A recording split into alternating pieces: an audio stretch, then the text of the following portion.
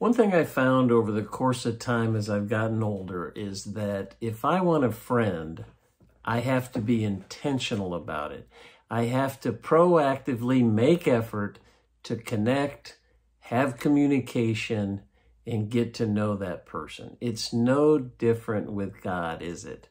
If we want to get close to God, if we want to be His friend, we have to be intentional.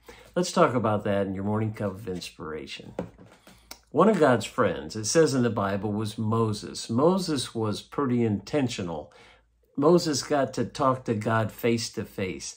In fact, the Bible says over 65 times the Lord said to Moses. They had conversations. Listen to this excerpt out of Exodus, the 21st chapter. The people of Israel were being led by Moses, and God was on this mountain. And listen what happens when the people saw the thunder and the lightning and heard the trumpet, saw the mountain in smoke, they trembled with fear. God was there. Here's their opportunity. And here's what it says. They stayed at a distance. The people stayed at a distance, said to Moses, "Speak to us yourself and we'll listen. But don't have God speak to us or we'll die." And Moses said to the people, "Don't be afraid. God's come to test you so that the fear of God will be with you to keep you from sinning." God's come down to interact with you. And here's where it gets very somber in the 21st verse. The people remained at a distance.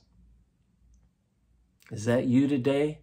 Are you remaining at a distance from the presence of God?